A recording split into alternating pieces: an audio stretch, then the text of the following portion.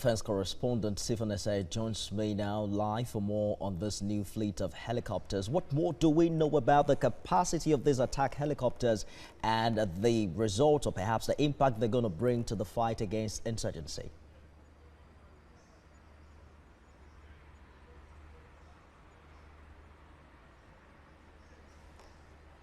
Well, there are two of them, and they are new, and they are one of the fastest helicopters to be manufactured, and they are armed, for delivery of rockets and ammunition generally. And the Air Force has said that it will be deployed in the fight against insurgency. For them, that would add bite to the operations. That is what the Chief of the Air Staff is banking on.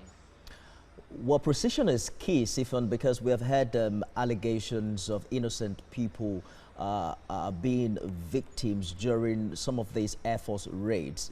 Was any of this mentioned as regards the prosecution of attacks with the import of new equipment in this fight?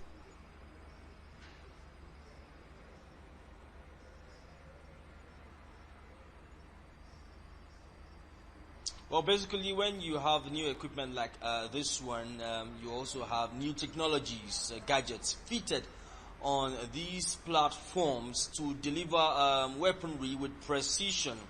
But it's not just about delivering weaponry with precision from what we can report.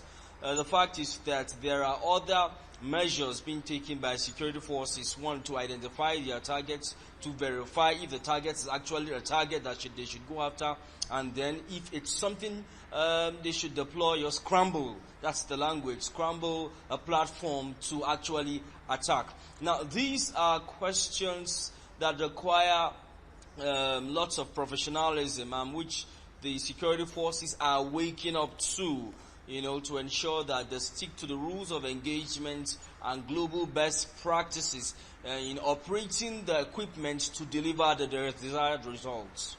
So the Vice President was there talking about the need to build local capacity, and we seem to have seen all of this play out in the past couple of years. What exactly is the way forward now for the Air Force, especially with the resurgence of insecurity, especially in northern Nigeria?